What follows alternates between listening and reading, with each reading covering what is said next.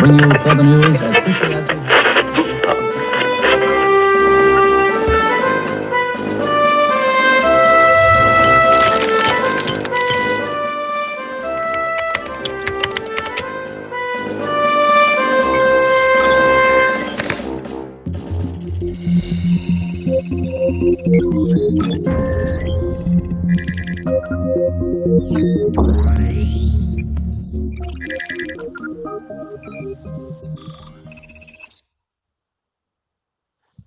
Hello, welcome to our journey on history of technology and diplomacy.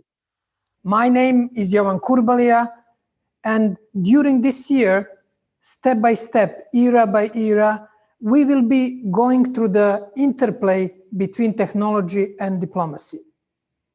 We started with, last month we focused on prehistory, on diplomacy with our far predecessors, including Cro-Magnon people, Neanderthal people, Homo sapiens, and their signs, the signs and tools that they were used in order to arrange their mutual relations, conflicts, and live together as a social being.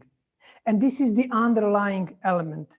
We are social beings, and we should remember that, in particular today, where we are forced to, by the virus, to have social distancing, and when more and more people are alienated by exclusive use of social media.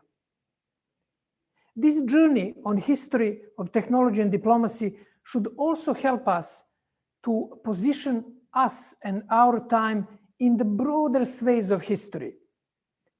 The world, the humanity didn't start with us. And as we will be seeing, there were many elements on diplomacy that were developed in the past, and they may be different in the name today, but in its essence, they're the same.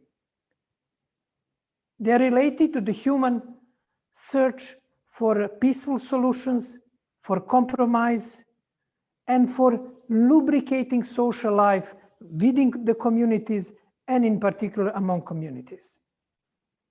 As you will be seeing, the time scale has been shrinking and shrinking. We started last month with sways of millions of the years. Today we will discuss thousands of the years, and as we move towards our era, the time frame will be shrinking to the centuries, and more recently to decades. It's only a few decades, or less, between 3 and 4 decades since the internet was invented. Therefore, this is a broader context of our historical journey. Now, without further ado, we should dive deep into topic of this month, ancient diplomacy, and what can it teach us? What are the lessons? What are the examples that ancient diplomacy developed and that could be useful for us today? Before we start discussing it, let us hear the atmosphere of the ancient time and ancient era. Our first hero will be Hammurabi, one of the influencers of the old age, which are still frequently mentioned and quoted today. Hammurabi remains, at least in the legal circle, influencer even today. Let us hear what is his message to us. حينومشو عمو يافق ربام نقدام فالخ إلي ياتي ميشام إنماتم أنا شوفيم رجع موسينم أنا خلكم دنم إنشام أنا لا خبالم كما شماش أنا صلمت كقديم وسام مماتم نورم آنو إنليل أنا شير نيشي طبم شومي إبو.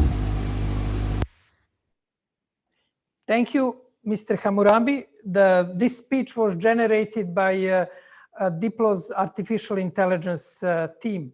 Therefore, this is some sort of interesting merge between ancient thinker and lawmaker Hammurabi and future technology of artificial intelligence. Let us move now to our discussion and our topic today. and to the first map or screen displaying geopolitics of the ancient world. Our journey has one of important aims, very high on the list of the aims, is also to show that civilizational achievements in diplomacy develop all over the world in parallel.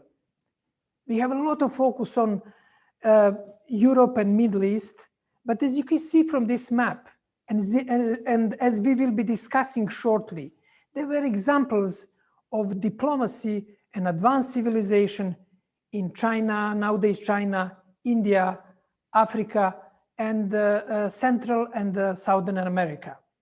Therefore, that is important to keep in mind. But what is particularly relevant is so-called fertile crescent. Many of the core diplomatic, civilizational developments happened in the Fertile Crescent. Fertile Crescent is the space between Upper Egypt and the nowadays Iraq or Mesopotamia. In that space, between, let's say, 4,000 years ago and 1,000 years ago, the most of the first civilizations have developed. There were a few elements that describe those civilizations. First was start of agriculture.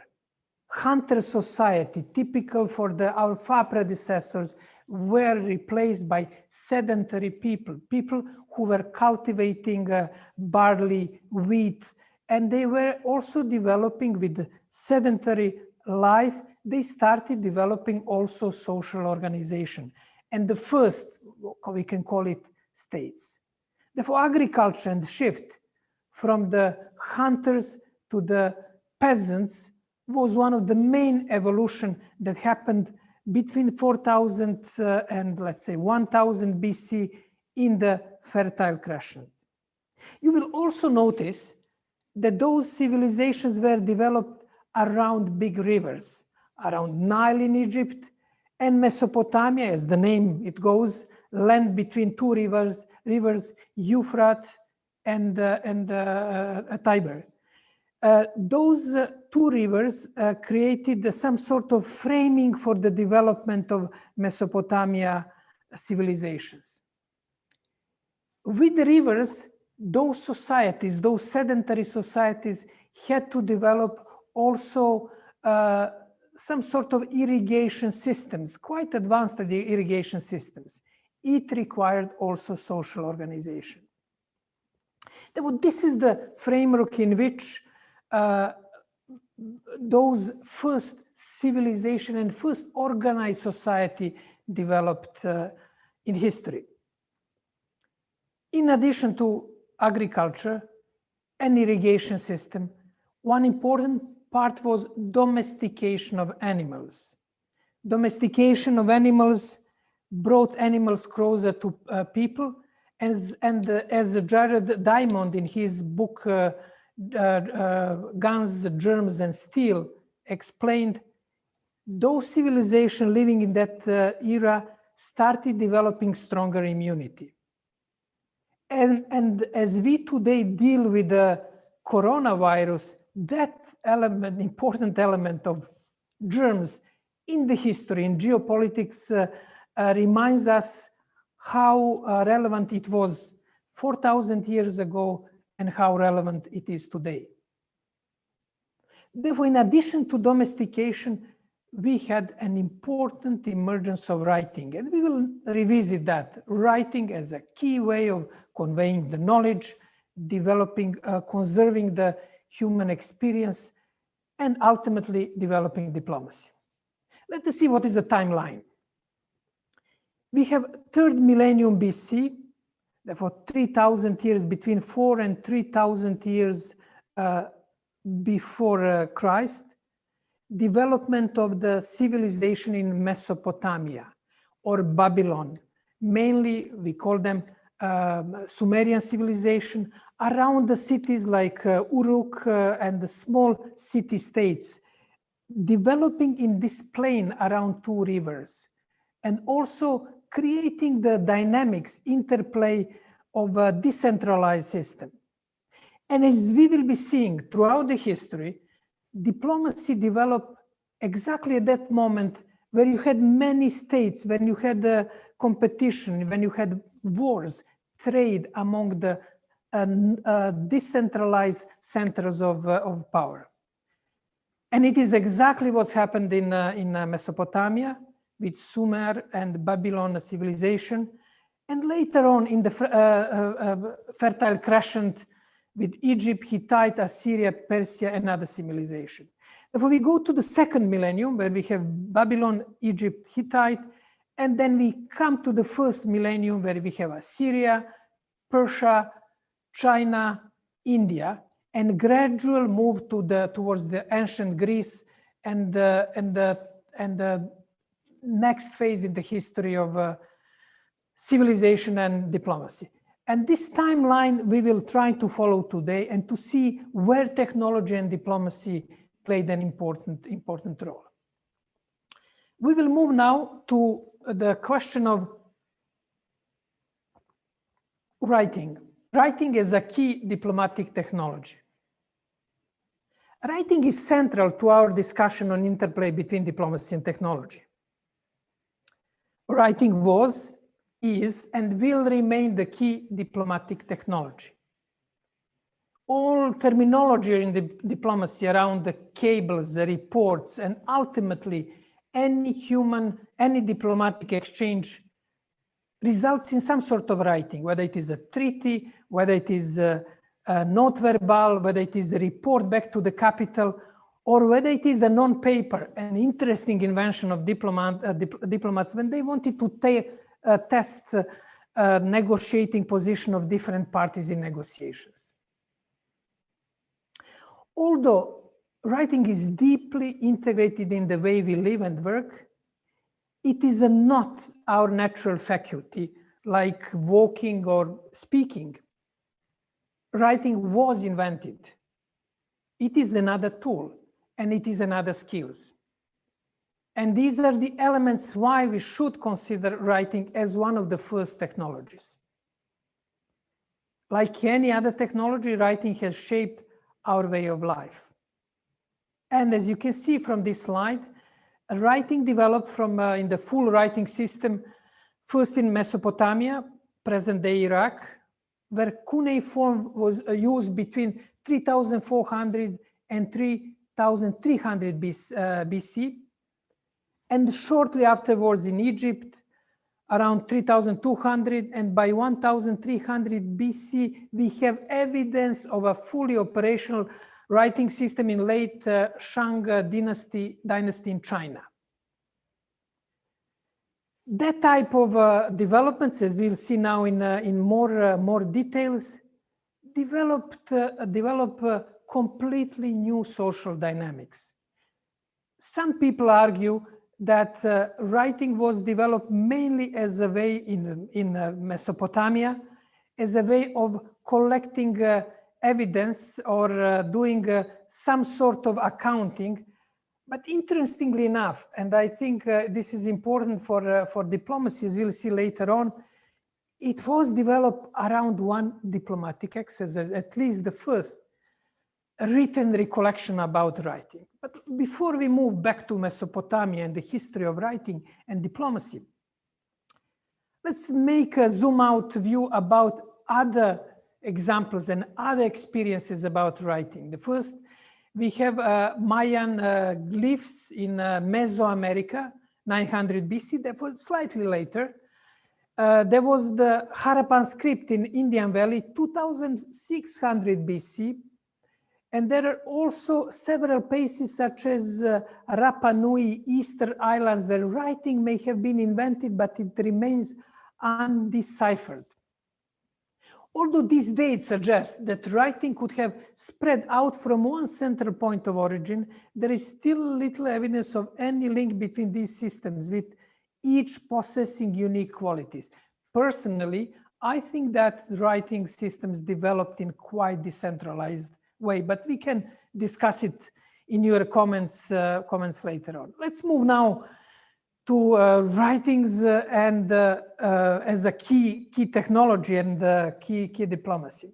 And what was interesting, that Plato, and in his writing Phaedrus, quoting his teacher Socrates, narrates how the Theut, the Egyptian god of inventions, tried to persuade the skeptical Egyptian king Tammuz Ammon about the value of the new invention, writing. In the process, Socrates, who you can imagine was very skeptical about writing, he was a master of storytelling, master on conversation of the squares of the Athens. He faulted writing for weakening the necessity and power of our memory, and for allowing the pretense of understanding rather than true understanding. And here is what Tammuz, skeptical, or Socrates in this case, is telling to his really excited entrepreneur, startup enthusiasts who is trying to sell him writing. Tammuz says, "For this invention will produce forgetfulness in the minds of those who learn to use it, because they will not practice their memory. Their truth in writing produced by external characters, which are no part of themselves, will discourage the use of their own memory within them." We know what's happened since this dialogue between Theut and Tammuz. Writing is part of our life. We cannot memorize all Odyssey or long writings. Civilization moved on. But that dialogue is important dialogue for anyone discussing interplay between technology and society, including diplomats, as we will see just with our next point. In Mesopotamian diplomacy, until writing was sufficiently well developed to convey accurate the spoken word, a message had to be memorized by courier, and it was hoped that courier will go between two sides and deliver message. And one of the first official written recollection of the writing is Sumerian language poem, Enmerkar and the Lord of Aratta, from 2700 BC. A messenger is going between Enmerkar, the ruler of Uruk, one of the biggest city, and Lord of Aratta, Aratta is somewhere in nowadays Iran. And he's going between two places, but at one point, Enmerkar is worried that messenger may not memorize well his message, even if he's eloquent and endowed with endurance, and he is providing him with some writing. Therefore, this is which messenger is taking to the Aratta and reading the message to the Lord of Aratta. This is the first recorded example of writing in general, but also writing applied in diplomacy. And I would say that we should be proud that our far predecessors, diplomats or messenger between Uruk and Aratta, was linked to the invention of writing. Babylonian became the first diplomatic language, serving as some sort of a lingua franca, international tongue of the Middle East, until it was replaced long after by Aramic language. Diplomatic correspondence from the 14th century BC existed between Egyptian court, for example, and Hittite king in cuneiform tables in Akkadian, the language of neither. As we had the French during the 20th century as a lingua franca, nowadays English, Latin in the Middle Age, Akkadian was some sort of lingua franca of that period. Now back to our friend Hammurabi, great historical figure from this time. According to the Mari archives, which were saved and during the rule of the Hammurabi, there was very well developed system on envoys, ranging from simple messengers to plenipotentiary ambassadors, empowered to negotiate agreements on behalf of their masters. And if you go carefully to archives of Mari, you can find the elements of diplomatic immunities, protection of messengers, which remains the constant in the history of diplomacy. You can find diplomatic passports, not COVID or whatever passports of these days. You can find a letter of accreditation, elements of negotiation. And if you really remove the trappings of the archaic language of Hammurabi's era, you can find more or less Article 3 of the Vienna Convention on Diplomatic Relations from our time. Let me just stay for a moment here with the Code of Hammurabi and his importance for our time. Hammurabi had a very elaborate first legal code. Most of us can quote the famous saying that an eye for an eye and a tooth for a tooth as some sort of a key sanction system in this code, which was written 4,000 years ago. But if you remove the really harsh punishments with the Hammurabi code had, you can find a really important part of the legal and diplomatic techniques that we are missing today. Hammurabi realized that the value of having skin in the game is important for legal aspect. Therefore, builders who do not build properly the building, and if their mistake causes people to die, they would be also killed. Therefore, responsibility was very, very high.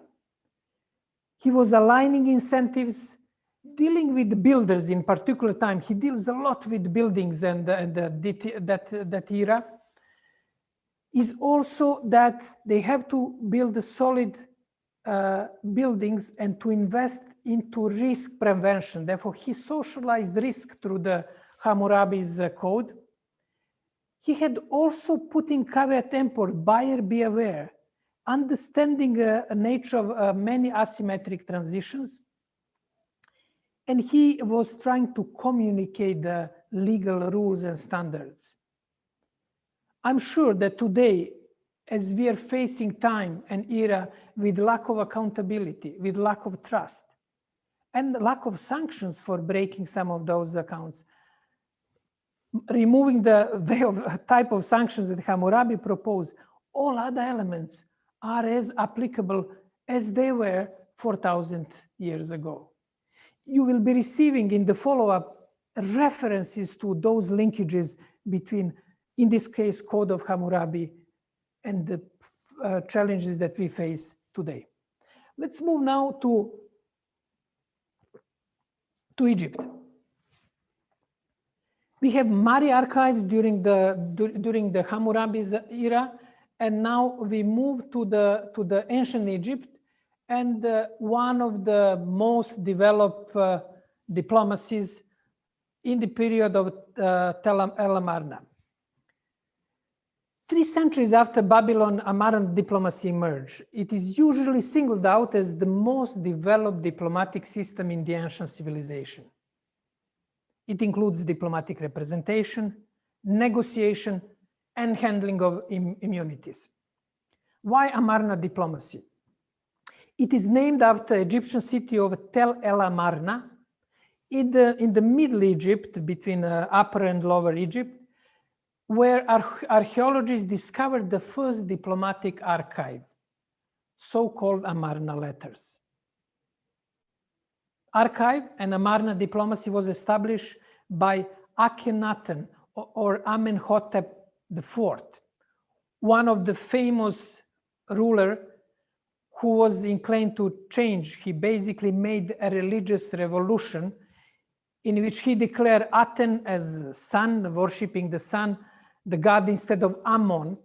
And he annoyed the machinery and the priests of ancient Egypt so much that after he passed away, after Tutankhamun came into power, they spent years going around Egypt and removing his name and Nefertiti's name from the buildings, from the palaces, from the tombs all over the place. Akhenaten is considered by many as the first monotheistic developer of monotheistic religion.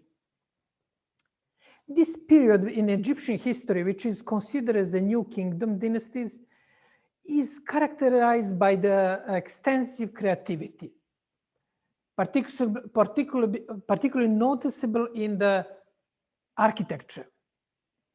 And diplomacy was favored over war.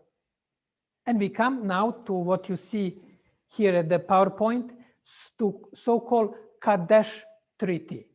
Kadesh Treaty is the first peace treaty signed by representatives of Ramses II, Egyptian king, and Hattusi from Hittite side after Battle of Kadesh.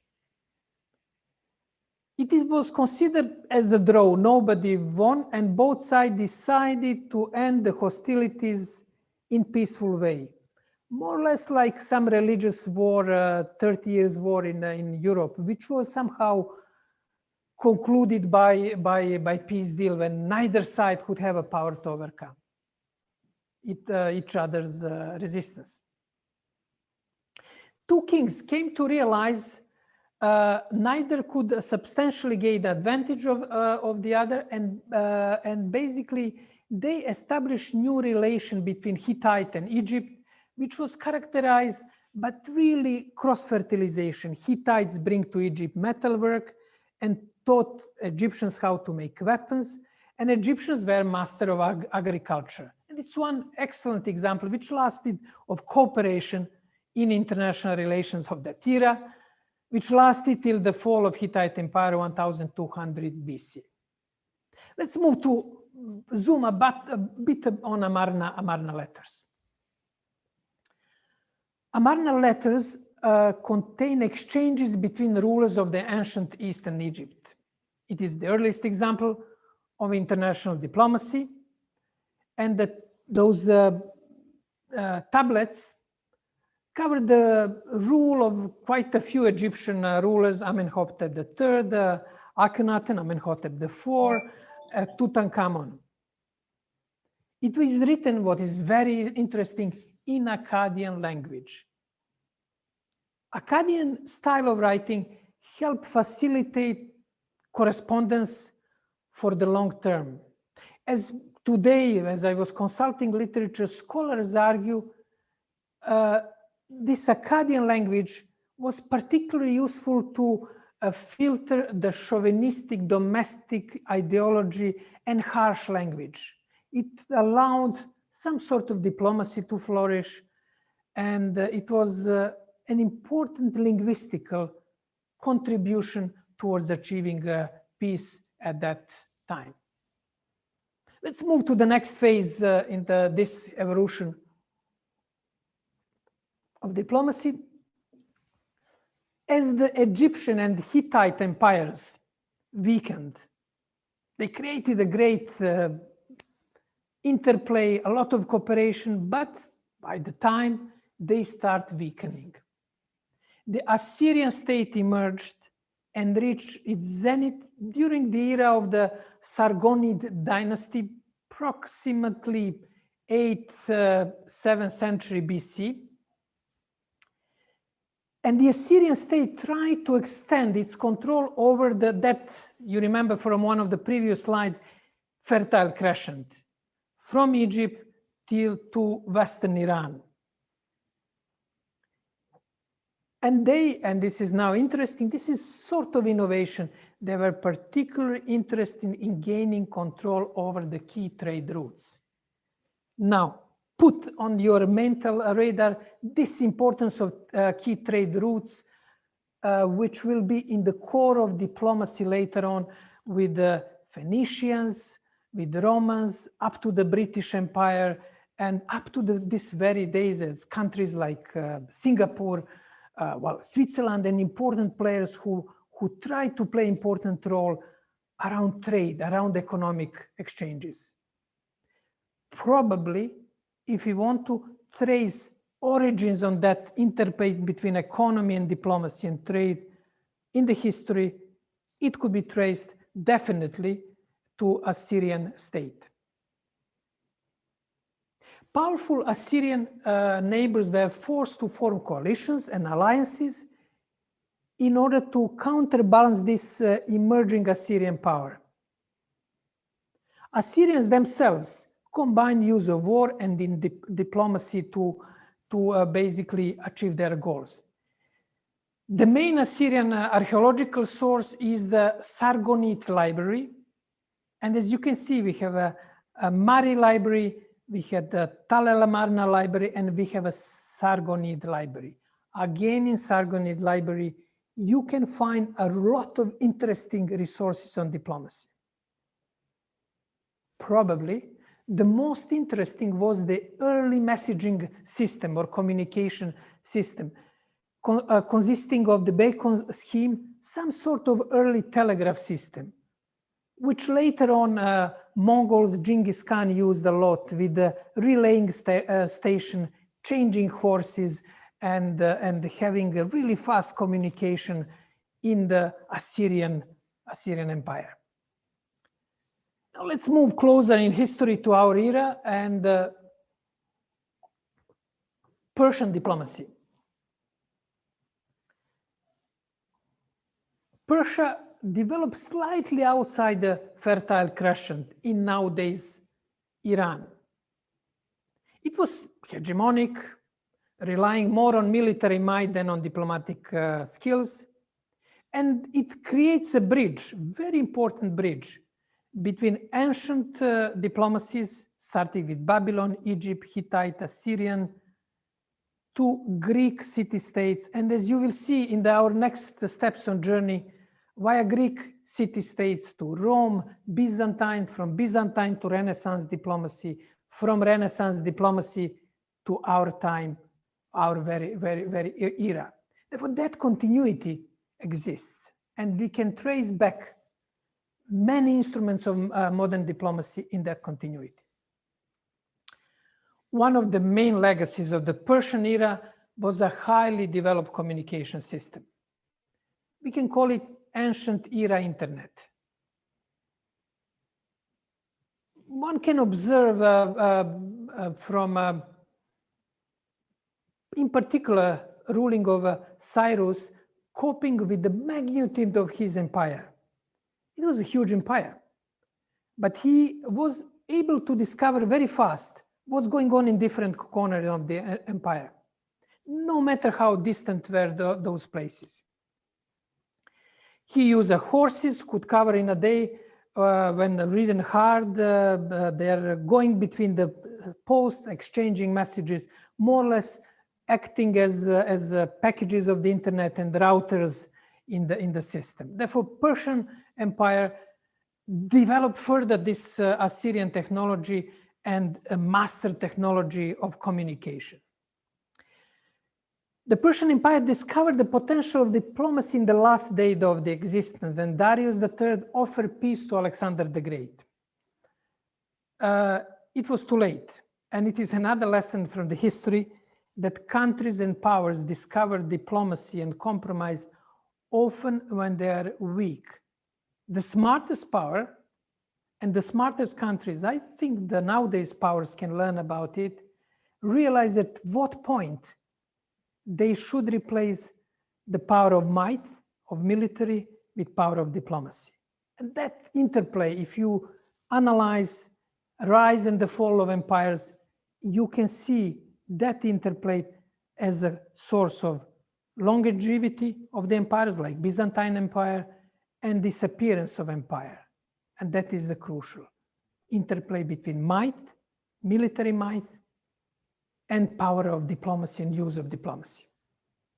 We move now quickly in our attempt to have really proper coverage of the history of diplomacy and technology. Let me just take some water.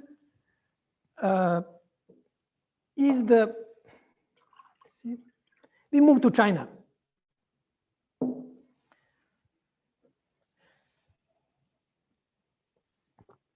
The first record of, let's say,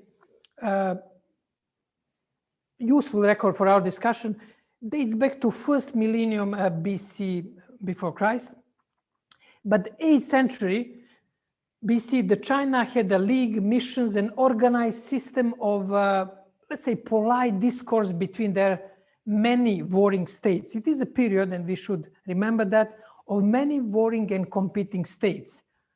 Again, it was ideal space and place for diplomacy to flourish because they fought each other, but they also negotiated and they created alliances, and there were very developed system of diplomacy and sophisticated tradition. There are many, many resources, but let me quote one captured by advice on Zhuangzi to diplomats at the beginning of 3rd century BC.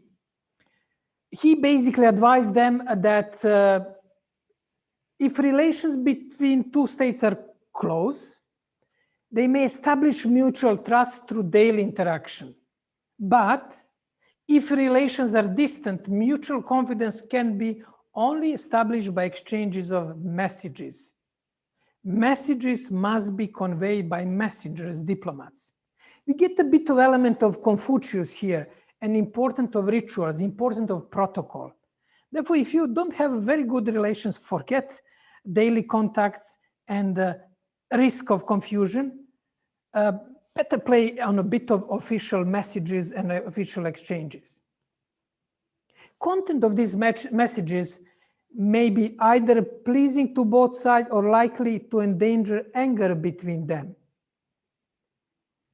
He concludes, and this is now, I'm sure that it can be debated, that always to speak the truth and never to embellish it. In this way, you will avoid much harm to yourselves. You will be seeing the full quote and the other quotes from a history of Chinese philosophy and Confucius, and we will be now moving to India. To ancient India, and probably the most Data Shastra, I hope I pronounce it well, one of the oldest books in secular Sanskrit literature, written by Kautilya, great thinker of India. And we are fortunate that we have that great recollection. He was Machiavelli of the India, or Machiavelli was Kautilya of our time. He said, ruthlessly realistic state system codified, describe relations between different entities, states. He basically anchored it into the realpolitik, and it graded state power with respect to 5 factors, and he emphasized espionage, diplomatic maneuver, and contention by 12 categories of states within a complex geopolitical matrix. He also mentioned the 4 main elements of statecraft: conciliation, seduction, subversion, and coercion, use of force. And 6 forms of state policy: peace, war, non-alignment, alliances, show of force, and double dealing. I think that Kautilya's taxonomy of international relations and diplomacy could be applied, I would say, without any adjustment to our era. To execute these policies derived from strategical geometry, ancient India fielded 3 categories of diplomats: plenipotentiaries, envoys entrusted with a single issue, some sort of specialized diplomats, digital or health diplomats, and royal messengers. They had the early form of consular agents similar to Greek proxenos, which we'll discuss next week. Who was managing those consuls were managing commercial relations. You see now commercial relations are getting into the game, and he lists two types of spies. Those charged with the collection of intelligence, sort of core espionage functions, and those entrusted with subversion and other form of covert action. I'll leave up to you to make analogy with our era and the use of this type of power. He had a detailed rule of diplomatic immunities and privileges. And there was a duty to protect envoy. No envoy should be ever harmed, and even if they deliver so-called unpleasant messages. That line is developing now across the history. Later on, in the Indian subcontinent, there were other attempts, and I will just mention without going into details, to Mauryan Emperor Ashoka, who was particularly active. He was receiving emissaries from the Macedonian ruled kingdoms. At that time, in 326 BC, Alexander the Great conquered the northern regions of India, and they started interacting with the outside world. For Indian subcontinent, it is typical that they were isolated by Himalaya, by sea, by desert from other civilizations, and they were developing quite autochthone civilization and in diplomacy in this context. Now, this is the journey. That was a journey through Fertile Crescent with the two excursions to China and India. And there are also examples in Africa and the Americas on the early form of diplomacy and exchanges. Now, since we have a limited time today, I would like to invite you to what we usually do at diplomatic events. I would invite you to beer party. It is a virtual beer, and this is part of our element in our tour, where we will end up every session with a typical drink of that era. Unfortunately, we cannot offer you a real beer, but I'm sure some of you will manage to have it. But let's just quickly reflect on the beers and the history of beer at that time. There is a Sumerian proverb: he who does not know beer does not know God. In Babylon, there were 70 varieties of the beer, and they're enjoyed by, according to writing, both by gods and humans.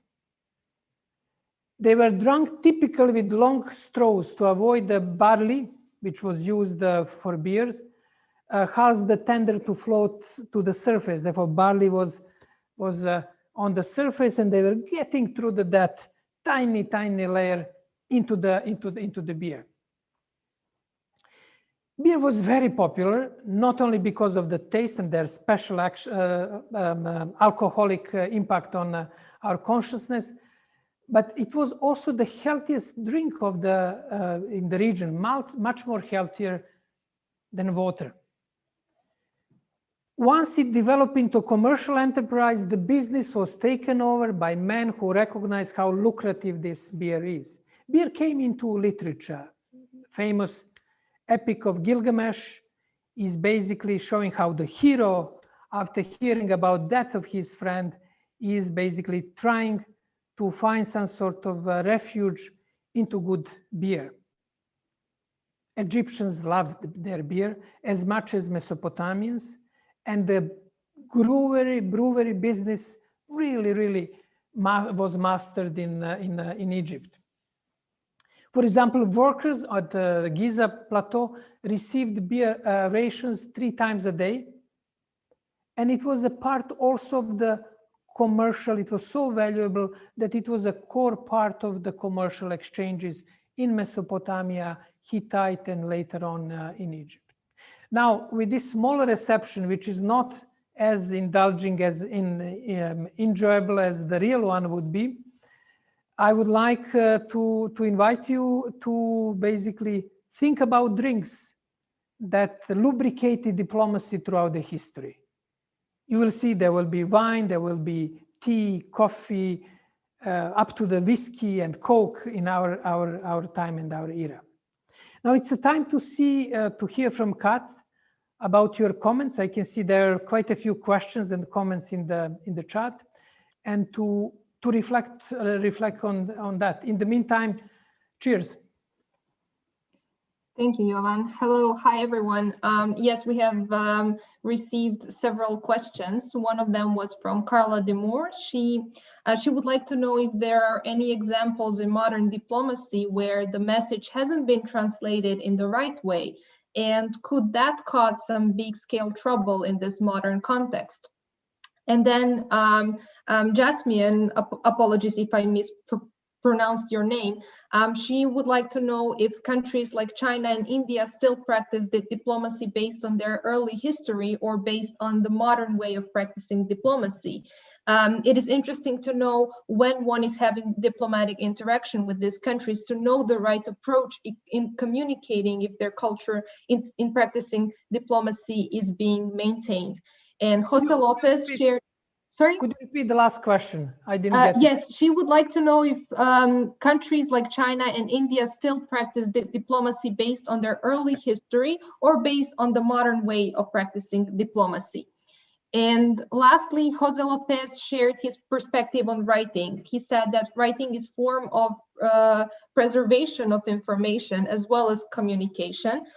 There are other ways to achieve this. Many areas of the world did not have writing, or not as it is commonly understood these days, and yet it seems highly unlikely that they did not engage in intensive diplomacy. Writing is a useful tool, but it is not the key element of diplomacy.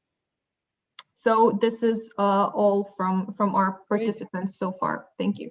Thank you, Katja. Thank you for an excellent reflections. Yes, translation and well, through the narrative of the Tower of Babel, it remains sort of one of the key challenges of humanity: how to reduce lost in translation and how to develop communication between clear, easy communication.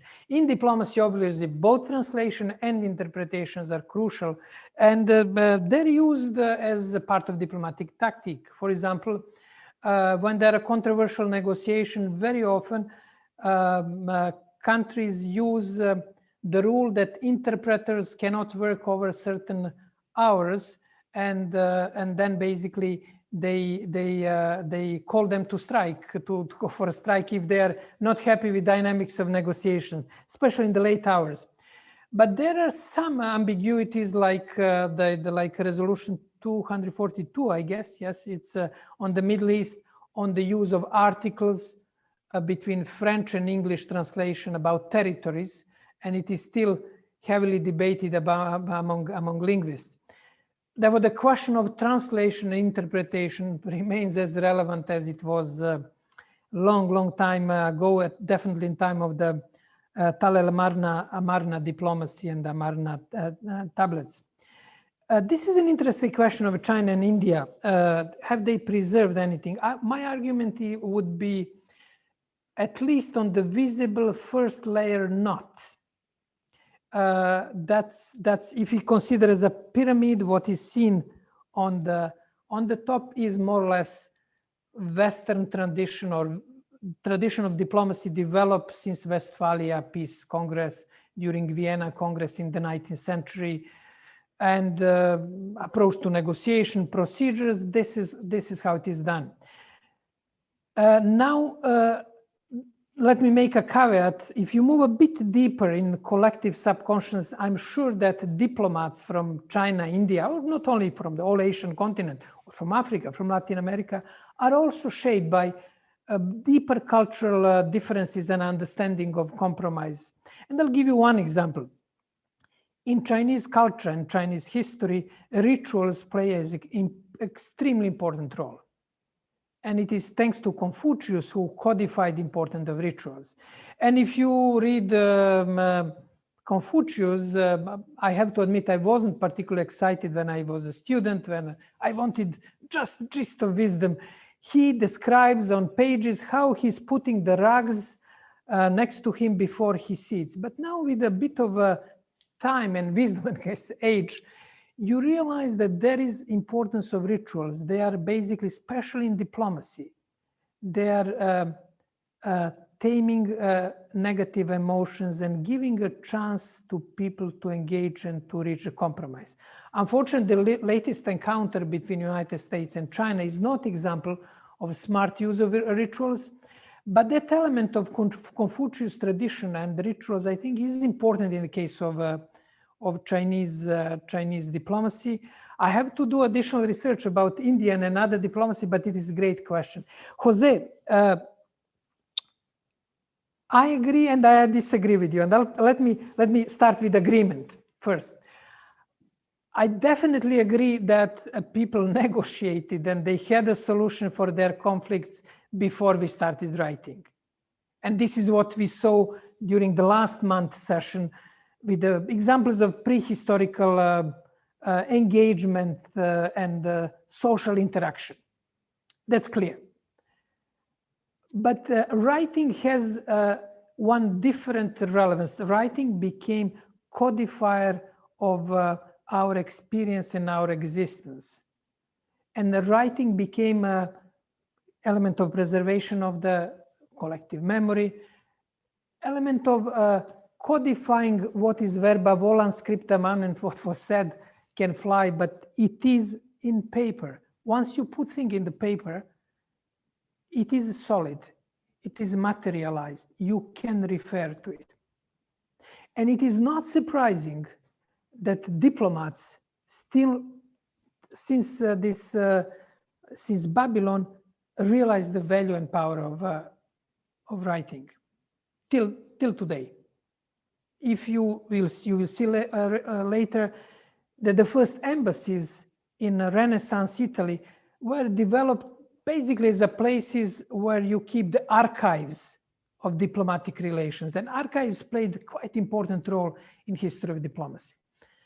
Therefore, yes, I agree with you. There were negotiations and way of solving conflicts all over the world, even before writing is established, but writing, once it was established, played crucial role in preserving memory, codifying the agreement, and making sure that agreements are implemented properly. Not to speak about diplomatic exchanges, note verbals, and what constitute today's diplomacy.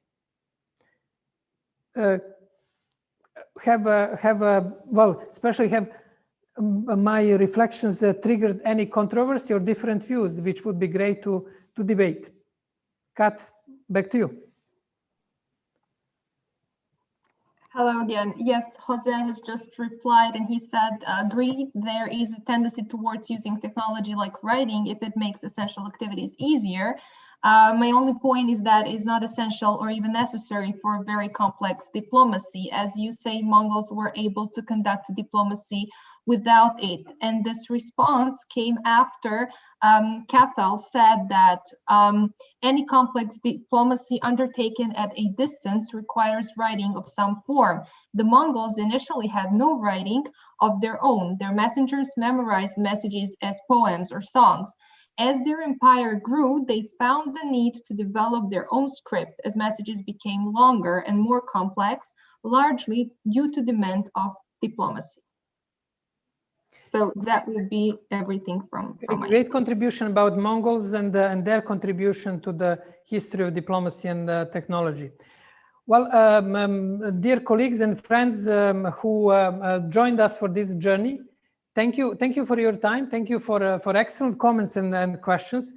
We continue our journey. We will share with you reflections, deeper reflections, including academic writings, interviews with specialists in the different phases in the history of diplomacy and technology on our website. My colleagues will forward you messages. Next week, we are moving via Persia to ancient Greece and closer to the nowadays diplomacy. It is a great journey. I hope it will inspire some of the reflections on your side. It inspired me a lot to think about nowadays diplomacy and how we are going to negotiate and solve the conflicts in the coming era, shaped by quite a different world in terms of power of our free will, control of machines around our lives, less and less centrality of the direct exchanges, probably lower relevance of writing. That could be an interesting development, and increase in some sort of form of TikTok or related diplomacy. It is time for reflections, and we are diving deeper in the history in order to see further in the future and to equip ourselves to deal with known unknowns and unknown unknowns. I wish you a nice day, and I wish you a lot of happiness in this difficult time. And I'm looking forward to seeing you next month for our discussion on diplomacy and ancient Greece. Bye-bye.